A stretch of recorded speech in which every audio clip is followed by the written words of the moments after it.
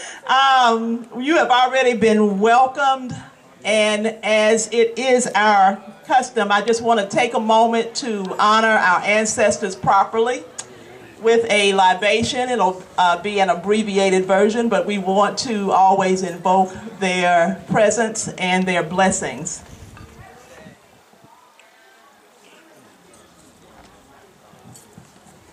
So if we could just take a moment to bring ourselves fully present to this time and in this place and giving thanks for this beautiful day. We pour this first libation to the creator of all things, as my sister said, the cosmic all. Ashe. Ashe. We remember and we pour our libation to our first ancestors, those who gave this planet everything that it knows by way of civilization. We remember them. We bless them and we ask them to always walk with us, and we say Ashe. Ashe. We give thanks and praises to those who were a part of and survived and passed down to us everything that we know, those who survived the great Ma'afa. We say Ashe. Ashe. We pour libations to those ones who walked in this sacred space. Booker T. Washington, Ashe. George Washington Carver, Ashe. So many, many more whose names we could call. We remember our personal ancestors, our grandmothers and grandfathers, and those that we came directly from their loins and their wombs, and we say Ashe. Ashe. And as we move into this new age, this new time, this new way of being on this planet, we remember those who are going to come and stand where we stand. We pour this last libation for the unborn ones, the beautiful ones who've not yet come. Ashe. A little tidbit on her. If for those who don't know who she is the founding president of Nature's Garden for Victory and Peace. Anybody know who that is? Anybody take a while? Anybody know who that is? All right. So y'all getting prepared. She was located in a lush forest-like environment in Tuskegee, Alabama. The manifestation of the property was the result of a vision. It was spirit-led, and I'm pretty sure she will be giving, a little tidbit on that, so I don't want to, spoil the movie. So, everybody just give a very, very, very warm welcome. You might want to stand on your feet, give it all to her for this honor and privilege to be here. Mama, Dr. Muja Shakir. I want to give thanks and praise first and foremost to the Most High, the creator of all things. And I also want to give thanks to Akiba and Kareem because they've been tremendous inspiration and a tremendous support towards its effort in that they may be the first people to actually relocate to this property, which is about 57 acres. And we know when we get the first house built, the second one will be so much easier to build. And the third one, the fourth one, and our multi-purpose center, and all of the things that we have envisioned for this, this blessed land, which my Tuskegee family always call this is sacred land, They even say that Tuskegee sits on a crystal. And it's possible, Yeah, we have to do the geological search to see if it's actually true. But it is a special place. If it weren't special, we wouldn't have been drawn here, right? Because I came by way of Detroit, Michigan, where I lived for 30 years. And then I lived in Oakland and Berkeley, California for 20 years. And now I have been here for almost 18 years. So, I think Akiba and Kareem did a really good job of setting the stage, even though they didn't really talk that much about nature culture. But I think you get a sense of what they're saying when we think about the all, not just the earth, but the cosmos, everything. And we know that it's one thing, right? So, this isn't rocket science. It's becoming more popular now that the modern world of science has gotten on to what ancient people have been saying all along. that it's one thing, but we love it because it's coming from our own people that are saying this and writing about it. They have an introduction to nature culture. And when they first expressed it to me, I just said, yeah, that's exactly what I believe too. And so we have adopted nature culture as the philosophy of Nature's Garden for Victory and Peace. And nature culture projects, you know, they mentioned sharing. There's many other concepts that go along with that. But I was still a graduate student when I lived in California. I went to a school called the California Institute of Integral Studies. So that tells you a little bit about the school just by the name, integral, okay? And I had a professor that gave us an assignment in one of our transformative courses that we were to think about where we wanted to be and what we wanted to do in 5 years. So I created my vision board, and one of the things, or three of the things that were on there, among other things, was that I wanted to move to the Southeast. I wanted to buy land and build an institution. And I'm telling you, 5 years, I was moving to Tuskegee. And I saw an ad in the Journal of Occupational Therapy where they were looking for a professor to teach occupational therapy. I applied, I called, sent my CV. In a month, they flew me out for an interview, and then in another month, I moved. And so all the doors just opened, which was a sign. You know, all the doors opened quickly. And the way I came onto this property was through word of mouth. I just mentioned it to Magdalene Patton, who's another one of our Tuskegee sister friends, that I wanted to buy some land. And she said, well, I know 2 places. She showed me one place, and she showed me this place. And she said, I think it has 15 acres. I was so excited. I didn't even know that there was a pond there.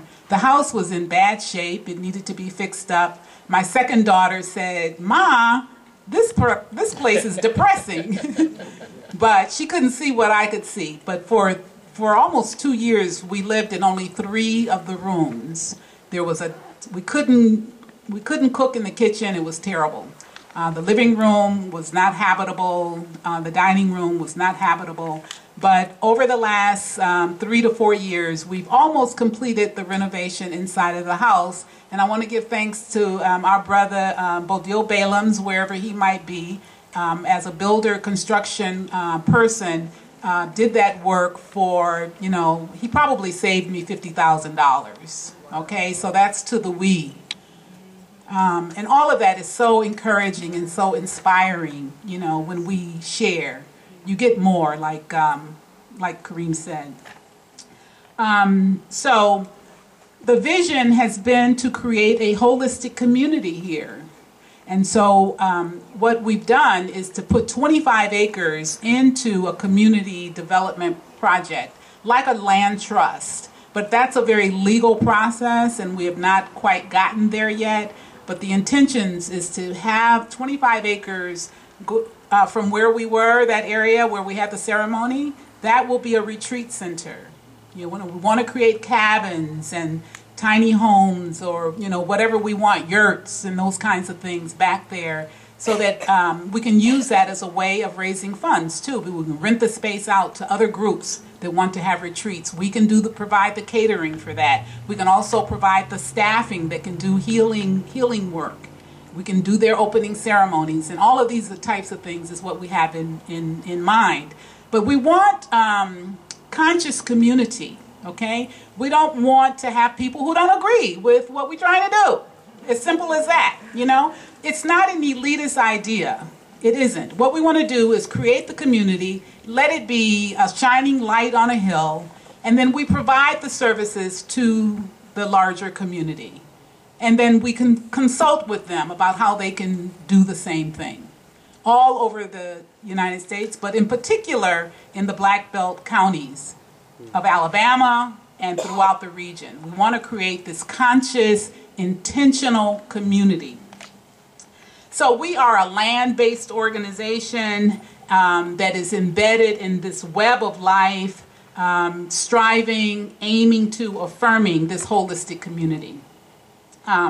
And when we reflect upon nature and its cosmic cycles, the natural and creative instincts in us emerge and are expressed through the arts. So we say, well, what kind of community are we? We're a land-based community. We're an artist community. We're healing practitioners. We are farmers. We are teachers. That is what makes us holistic. We're entrepreneurs. We got it all. It depends on the gifts that we're blessed to receive from you and me and I. So we have a definition of art, which is any human activity or occupation that is performed with mindful imagination, beauty, and social responsibility.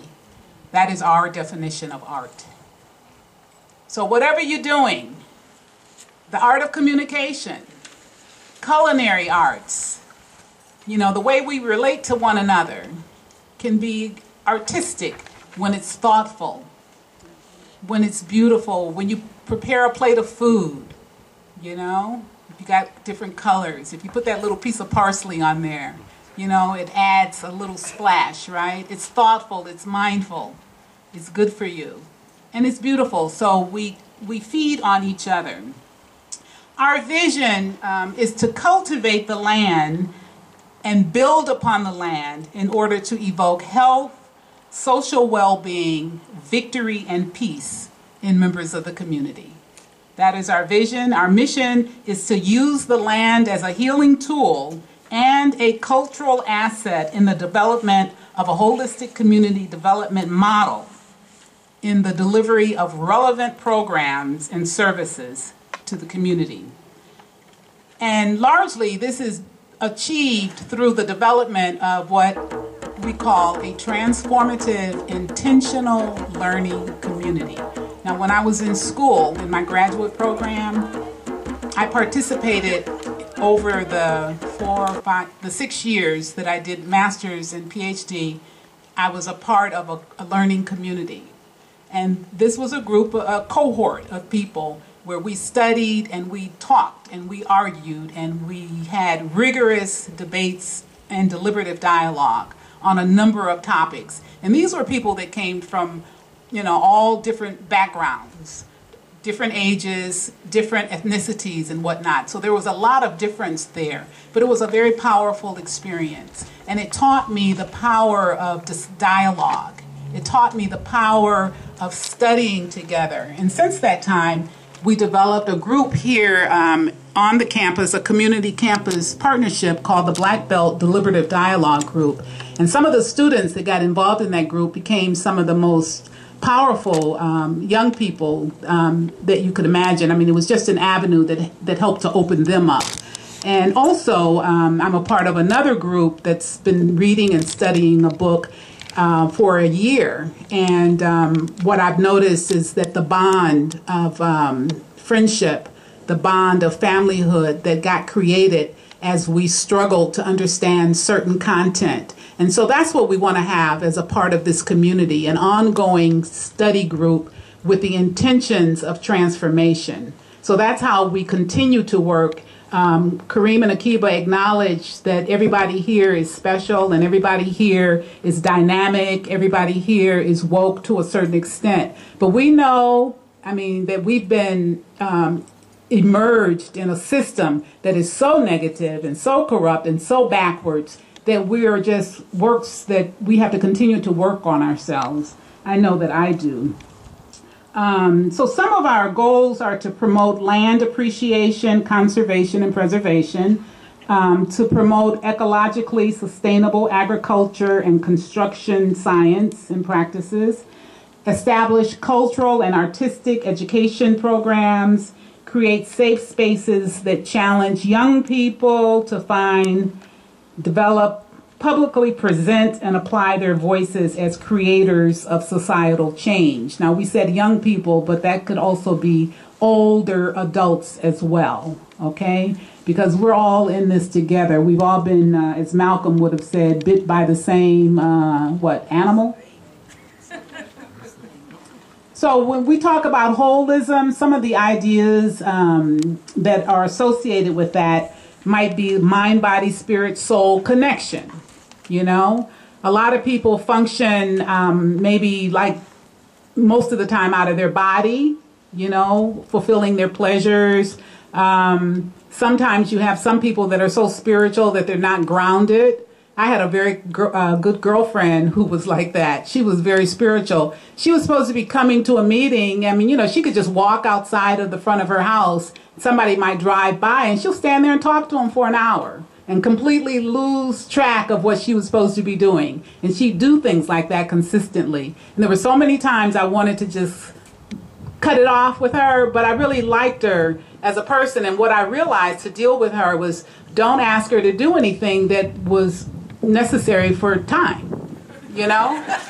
Don't ask her to come pour the libations, you know? She could close the program because she's very creative and very dynamic, but that was one of the things that she, you know, I just use that as an example of how different we all can be. But this idea of wholeness and the integration is another word. I went to the school, California Institute of Integral, and I really think that concept came out of yoga practice, a yoga concept of integral. But now in the academies, they call it integrative, you know. But it's all about an interconnection when we're talking about holism, as above, so below. And then this idea of the oneness, the cosmic all, I am, which is something that the elder, Akiba knows about the elder, and Bodil was this brother from Nigeria, an older man who was very prolific in doing a lot of teaching about the cosmic all, I am. So Nature's Garden and Victory and Peace was actually inspired by George Washington Carver, the great multi-genius George Washington Carver, ancestor, ashe, ashe, ashe. And so, you know, I mean, he's remembered greatly, you know, throughout the world and throughout the country, and more especially in Tuskegee. But I also feel like, you know, when we talk about repurposing, that we are honoring him and that we adopted Nature's Garden for Victory and Peace from one of his bulletins. He actually used to produce or publish bulletins for the farmers in Macon County. And one of the bulletins was called Nature's Garden for Victory and Peace. And when I saw that like 15 years ago, way before I had this property, I said, oh, I love that name. I want to use that when we find the land and we build the institution. I want to use that name because it resonated. You know, when you think about victory, you think about winning, right? And when you think about peace, you think about like being in a perfect state. So we want to reimagine community.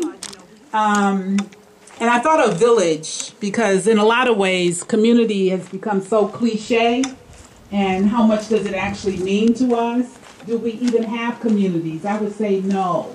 I would say we have neighborhoods or maybe hoods. And you know, as you know, many people, it might even be better in the South where people know each other better. I mean, the South is still a little bit more roots than the northern or the extreme West Coast, the extreme East Coast way of living, you know. But still, we know that we've lost a lot. We allow drug dealers to live next door to us.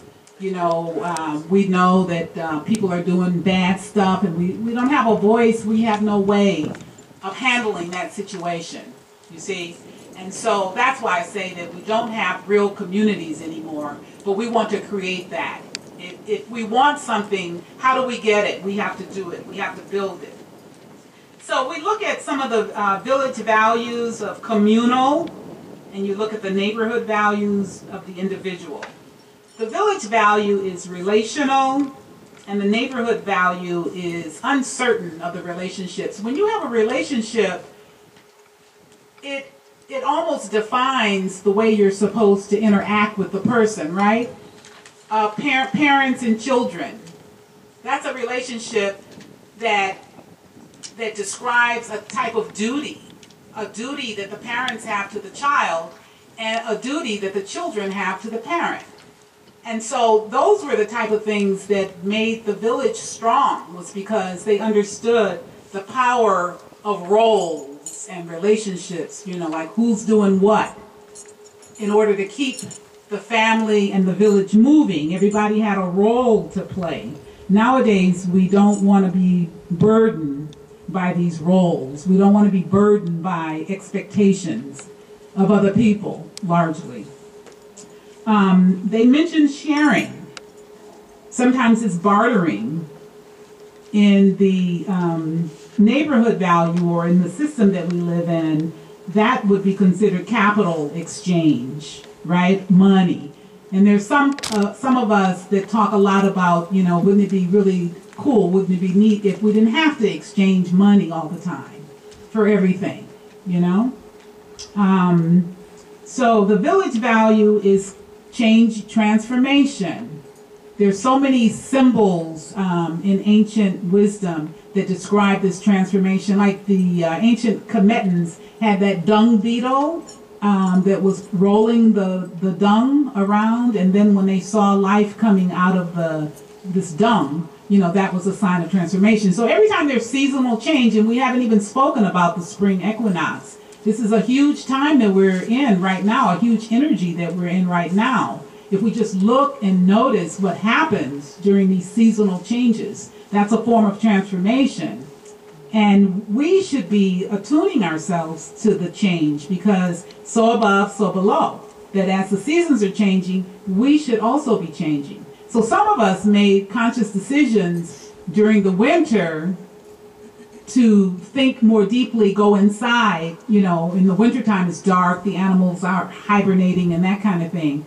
And some of us went inside and really began to think and to focus more on what our personal goals and things would be.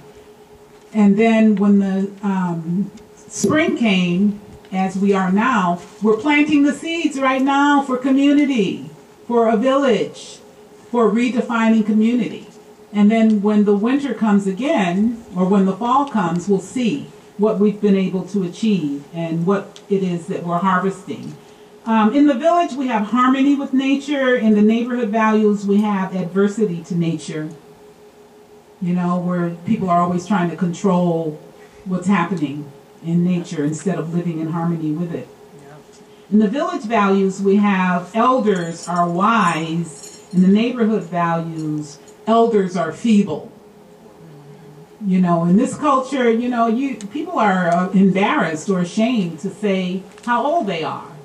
You know, in the village values, we have children are cared for by family.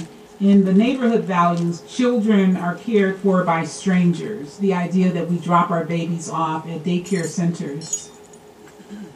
You know, just think about that. Or we take our elder parents to nursing homes. That's never been a part of the ancient or even recent history of Black people, indigenous people. So in order to co-create this model, because that's what we're talking about, is the creation of a community model, it's going to require that the model have relevance. You know, it has to be relevant to our needs. And so that requires conversation, it requires discussion, it requires research to really, you know, get at some of these things. That we all have to be engaged in a process of changing, transformative study and healing. This community that we want to create is about healing more than anything. No matter how together we might think that we are, we know that we still have some areas, some little demons hiding in there, you know, and they come up from time to time. We have to be individuals of character, good character. And also we have to have organizational unity and sound governance. So I want to mention some of our committees and what I have a card that I'm going to ask if you all would consider looking over the card. And if you're interested in getting involved in Nature's Garden for Victory and Peace, you can check off where you might be interested. And then we will give you a phone call, or we will call a short meeting to give you more information, and then you can make a final decision after you get more information, okay? But our committees are the Transformative Intentional Learning Community, We have a council of elder vision keepers, which serves as an advisory board. We have a committee for volunteers and membership, finance, fund development, planning, and budget. We have infrastructure development, which includes the garden, the pond construction, and landscaping. And then we have marketing and outreach. So those are the basic 6 committees. Now let me just say something brief about each one of the committees. I've already talked about the transformative intentional learning community. So this essentially is a study group. But out of the study group, you know, some of us are educators, have a background in education. We actually want to create curriculum. I mean, think about, where do you go to learn who you are? You know? I mean, if you come from a conscious group, conscious parents, you may learn some of that at home. If you were fortunate enough to be maybe homeschooled, or if you were fortunate enough to go to an alternative school. But outside of that, you know, we're out here having to learn it by happenstance or not learning it at all. And that's a problem. That's a serious, serious problem. So we want to create a school that would help to teach people who they are as human beings. And particularly in their social, historical context. This is very, very important. So the transformative intentional learning community will lead into the creation of what we are calling right now, searching for a better name, is a Healing Arts Academy, where we will teach, you know, a number of subjects and a number of trades as well. So the Council of Elder Vision Keepers, the vision keeper as an elder is defined as an individual who lives an exemplary life, has authority based on a life of consistent service, exercises moral judgment, advocates for social justice, and is at least 55 years of age or older, because we really believe that the longer you live, the wiser you should be, you know? Because you have some life experience, as simple as that. Membership to the council shall be open to an individual that demonstrates to the existing members a historical commitment to the goals and purpose of Nature's Garden, and is approved for membership by a unanimous vote of the existing council members. Then the volunteer and membership committee is membership, or we are a membership organization. Okay, and we will flourish and thrive when we have active participation of many volunteers that share the NGVP mission. And we do have we have wonderful participation, but it could be more. We need people that will organize that piece, will coordinate that piece, and take it to the next level, so that we have volunteers coming in here every day. We could even turn that into a internship for some of the students, where they actually get some kind of credit for consistent showing up, participating, you know, whether it be the garden or some other aspect, building and construction, or some other aspect that we have. The Finance and Fund Development Planning and Budget Committee kind of speaks for itself, and it's funny because a lot of times this is the one committee that we give less attention to.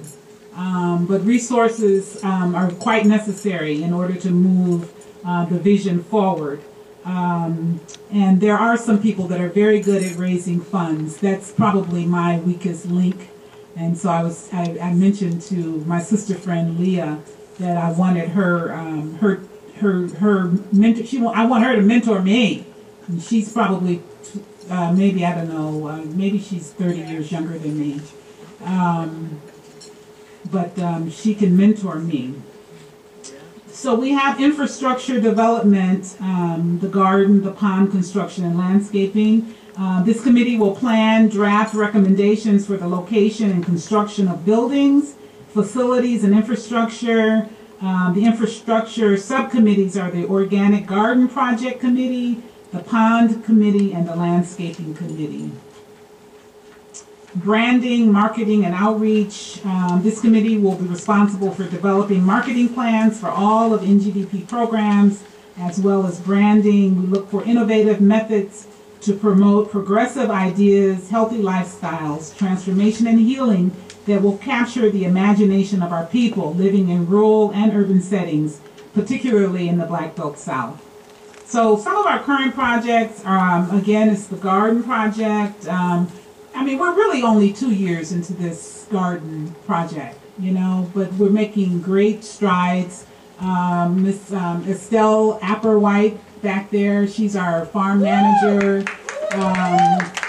She has a lifetime of experience as a farmer, and she just loves doing it. So, but we need a lot of help, right? Yeah. And then we have our annual festival. Our next festival will be in September. We need a robust committee to start planning that. We have what we're calling a neighborhood gallery. Every time we have a festival, this was not a festival really, it was a gathering. We only sought to invite 50 people, and I think we did that, we achieved that. But the next one we would like to have 500 people. Okay? And so we hope that some of you will get onto that. We have an active group of young women that we work with, and they work with us. It's intergenerational. We meet once a month, usually, the second Sunday. Myself, Iyabade, and Reverend Jaquetta Parham in the back. We facilitate that process, and it's very rich. And so we're at the end now here. I wanted to say a little bit more about the Healing Arts Academy because it represents the heart of NGDP, where every activity is conceptualized as healing. Using etymology, the words health and healing share the same meaning, which is to be whole. At NGDP, all activities are land-based. The NGDP mission vision states that the land is built upon to evoke social well-being, victory, and peace in members of the community. We believe that this broad conception of the healing arts is necessary in order to address and reverse the negative statistics impacting the Black community. The healing arts will be an integral part of the development of the Rites of Passage program for youth and older adults and everything else that we inspire to do. So holistic, you know, if I didn't mention your particular passion, you know, there's a space for it, you know. And so as I close, I want to acknowledge members of the board. I don't see, I think Bodil and Jaslyn are the only two members of the board that are here somewhere on the grounds. I wanted to acknowledge them. Also the committee that helped put this together. Several people, Reverend Jaquetta Parham, Iyabode, Audrey Scott Williams, Kwame Sunhorse, who has built the lodge back there that some of you will enjoy later on. So it's been, Ama, yes, thank you, you know, with handling the food. The first year that we had the festival, I did the catering. I mean, not the catering, but I chose to cook because I can cook too. But, you know, it was just like, wow, you know, that was too much. So to have Ma come in, and as I said earlier, to do all of the preparation of the food and not charge for her labor, you know, the shopping or anything. And we had a budget of $1,250 for the food, 50 people, $1,200, okay? And she came back today with the receipts and change, you know? So she gave me back about something like $250, and I was so happy to get it. And I went to my room and I said, wow, this is a blessing. So I went back and gave her $100, and then I gave $30 to just gas money to the assistant, you know. Again, sharing and trying to reciprocate. Yes, that's one of the principles of Ma'at, is reciprocity. So that concludes my presentation. I think now we can have some dialogue, some questions. some comments, and then I think we will be up for lunch, right?